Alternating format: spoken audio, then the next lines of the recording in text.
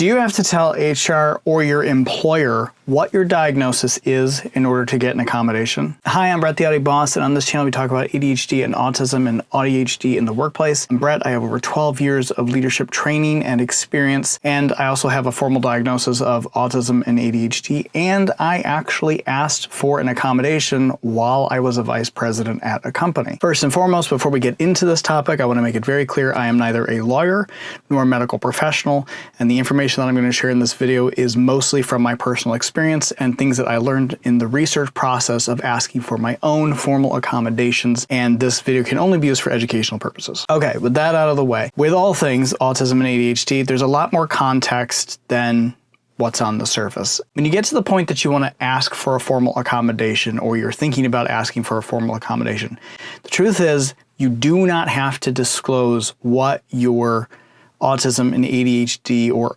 AuDHD status is at that stage. And depending on how the process goes and depending on which roads you take, there's a chance, just a chance, you may not have to disclose that depending on the avenue you take. So what I'm going to do in this video is I'm going to walk through all the different steps and the different avenues that you can and choose to take and figure out what situation works best for you. And as always, if necessary, consult a medical professional or a labor lawyer if you do have concerns about your disability in the workplace. You don't have to disclose right away. You can go through quite a bit of this process and quite a bit of this journey before you're met with the decision of whether or not to disclose. We will get into that, but first I want to talk a little bit about how I got there. I got my late diagnosis when I was moving up in my career, and it was at a time when I had just become a vice president, and I was really struggling with a lot of the workload and the pressures and the intensities of the job. But at that stage, I didn't necessarily feel like I needed an accommodation. And then a lot of things changed in my workplace. There was a huge change in operations, there was a huge change in leadership, and I found myself in an entirely new role, and I was really overwhelmed. And I got to a place where I thought,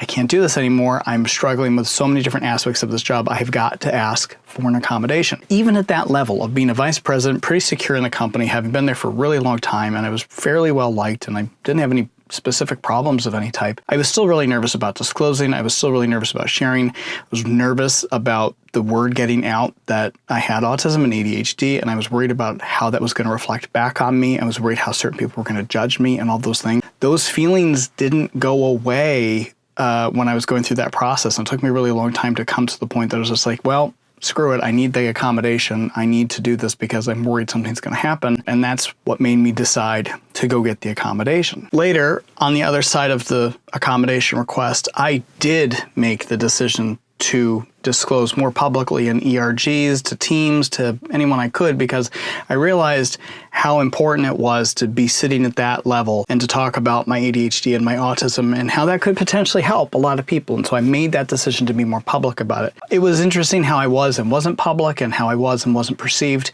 and that's a whole different video, but in the end, I felt it was really important to be out and be public about that. Now, that was my situation, but I went through a lot of stress and a lot of fear and a lot of anxiety before I made that decision. It's hard to ask where to start. It's hard to figure out where to specifically start. I literally didn't know where to start, and I had been in leadership for a number of years at that point. Once you start the process of asking for an accommodation, it triggers off a system within an HR resource where they have to go very by the book. They have to be very specific with what they say, and they can't advise you. They have to specifically tell you this or this. It's very formal. You have a form you have to fill out. There's a procedure you have to follow. So it's hard to get advice and to know what you can and can't ask for, and it's hard to understand who you can and can't talk to. If you're going to ask for an accommodation and make it formal, try to make sure you're talking to a therapist or a medical professional or someone who can kind of hold your hand through the process. I'm going to create sort of a step-by-step worksheet thing that I'm going to give away for free based on everything that I've put together in this video. So stay tuned for that. Hopefully that can help you. But if you need like a buddy or something, you can consider getting a coach, or you can consider asking someone to sort of sit with you side by side and help you through that process. Okay, so what are accommodations? Accommodations are specifically, it's not like a favor. It's not like a performance plan. That is its own separate thing. And it's not exactly a judgment call or proof that you can or can't handle a job. An accommodation is a legal and protected right. You have the right, as someone with autism or ADHD, under the Americans with Disabilities Act, you have the right for an accommodation. You are legally protected to have that right. The organization, they get to essentially determine if it's a reasonable or not reasonable request for the job itself. Some examples that I pulled from the Job Accommodations Network, or jan.org, things like written instructions instead of verbal only, schedule or location flexibility, private or lower stimulation, workspace, adjusted meeting formats or frequency. One of the big things that came up as I was putting this video together was I had a lot of requests from viewers asking specifically if I could outline lists of common requests for ADHD, autism, or AuDHD accommodations. I've gone through the research at the Job Accommodations Network, and I'm going to actually do a separate video of the top 10 most asked of, requested, talked about accommodation. So the real barrier about an accommodation is, what do you want? What do you need? What specifically do you need? And that is the hardest part about asking for an accommodation. It's both the fear of asking for the accommodation, but then putting the words together to define what it is that I need. Naming the barrier and then naming the resource that we need to get through the barrier. And that's the most important part. When you sit down to go make a formal accommodation or even an informal accommodation, you need to be able to name what the barrier is for you at work, what's the struggle, and what specifically is the solution that you need from your employer in order to get through that barrier. They're not going to offer that up to you. And if you can come into the conversation prepared to ask for a specific solution, the likelihood of them approving that solution is a much higher rate. If you come in more complaining or concerned or struggling or just talking about the struggle, they're not going to know what to do with that. Always want to frame these sort of things in the sense of, this will make me more successful at my job if I can do this. This is a barrier I face at work. I can be better, or I can get past that barrier if I can get this accommodation. And for the most part, those reasonable accommodations most of the time cost the company absolutely no money. According to Jan data, there's a huge percentage of neurodivergent requests that cost the company $0. I think it's something like 56% of neurodivergent requests cost the company $0 to accommodate. Let's talk about disclosure. Let's talk specifically about what to disclose, when to disclose, and who to disclose to. Disclosure is not necessarily one decision. It's a decision that you kind of have to come back to time and time again. In my situation, I made the decision to ask for an accommodation, and what I didn't know was that I didn't have to say what the accommodation for was at first. All I had to do when I wanted to make my formal accommodation request was to simply reach out to HR and say, I would like to have a formal accommodation. At that point, HR will initiate a whole process, which includes the paperwork, and they will send that paperwork to you, and they will ask you to go through it. They will give you very specific deadlines. They will ask for medical information or for a medical professional to help fill out that information with you. And again, they're going to ask you specifically, what is the struggle that you're facing? And what is the solution that you need for that, so we can go through that request. Difficulty for me was my ADHD sort of just drained at this because it hit right into my executive function issues, and I really needed my therapist to sit side by side with me to go through this. That came to the next problem. I didn't have a job description for the new role, so I needed to go back to HR and say, hey, I don't have the words and the language to figure out what the solutions are that I need because I have a hard time putting into words what my job is. So HR then had to go to my boss and ask specifically for my boss to create a job description. At that point, my boss came to me and was like, why is HR asking for a job description for you? What's going on? Was I going to disclose to my boss what I had asked for? Because HR hadn't said yet that I had asked for the accommodation. My boss didn't know that HR had asked for that accommodation because HR is required to protect your medical status and your medical information. That can't go into your employment file, it can't go into your permanent file. They have to protect that. Do I want to disclose to my boss or not? I made the decision to disclose to my boss because I got into a sort of screw it mentality. So I was like, I gotta just do this and move this along. And in the end, that ended up being a really good conversation for me. I trusted my boss. My boss was a very safe person to speak to. And it ended up being a really productive and really healthy conversation, and that led to me getting the job description. When you first go to HR, you don't have to disclose what the disability is or what the diagnosis is. There will be a certain point where they will ask for medical information. At that point, it's up to you and your medical professional to decide how much or how little you need to disclose and what you want to say in the forms and in the medical paperwork that you have to supply to HR. Now, the other path for an accommodation is also not going to HR. You can just simply go to your boss and say, hey, I would be more successful in my job if I could wear noise canceling headphones, or hey, I would be more successful in my job if I could work from home 1 day a week, or I could be more successful in my job if I had a Mac instead of a PC. Different things like this, if you can go to a manager and just sort of frame it in that sense of, hey, I'm having this struggle, this could help me get past that struggle.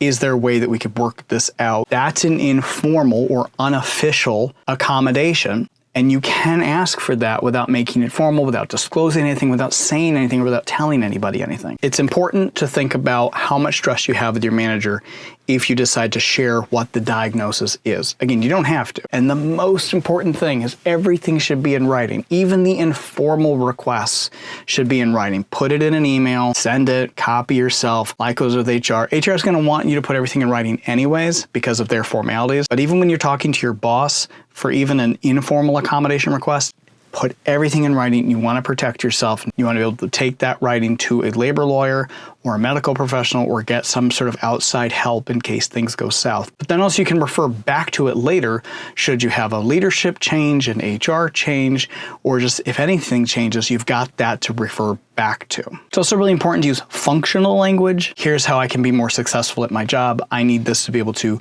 do this task. I would be more effective in my role. I could be more productive if I do that sort of language. Here are a few examples. I retain things better in writing. Can you follow up verbal directions with a written email? I focus work better in the mornings. Can we move reoccurring meetings to the afternoon? Open plan environments make it hard for me to concentrate.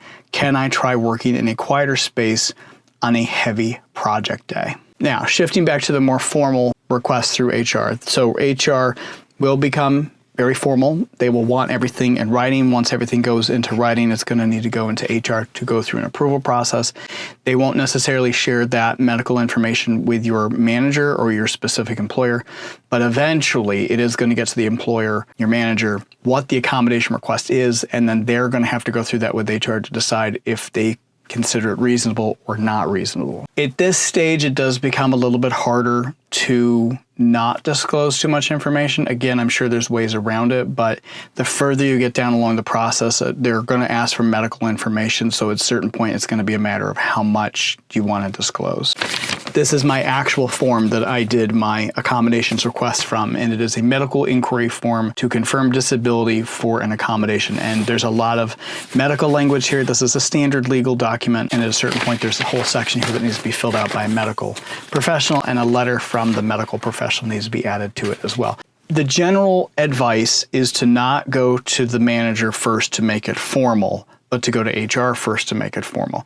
Once you go to the manager first, that kind of makes it a little bit more tricky. But again, every situation is going to be different. Every manager is going to be different. Every company is going to be different. So even as I say that, know that you're going to have to evaluate that for your specific situation. When you go to make your accommodations request, have a backup plan. So maybe whatever your first accommodation is, maybe have an if they reject this, then I'm going to go to this. So an if-then choice.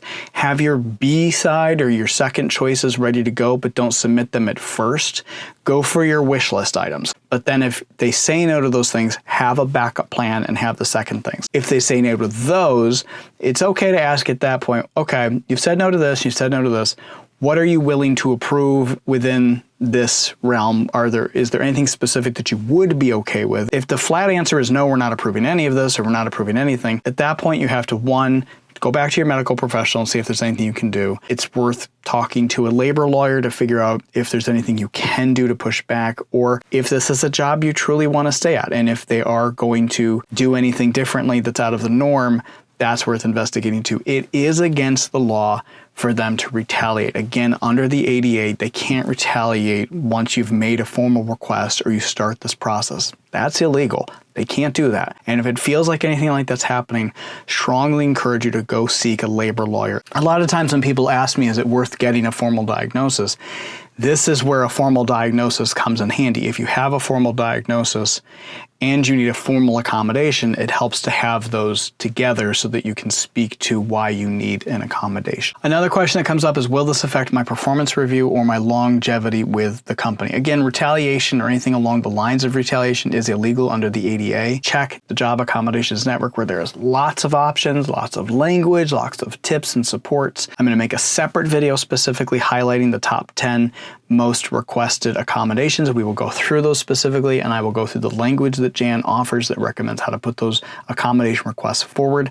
There's so much stuff in that video, I couldn't possibly fit it all in here. So be sure to like and subscribe and follow along so that you can see all of the videos in this series so that I can include that for you as well. There's a lot of different things. I'm putting all of this together in a worksheet that you can download for free. Be sure to check that out down below or in the description.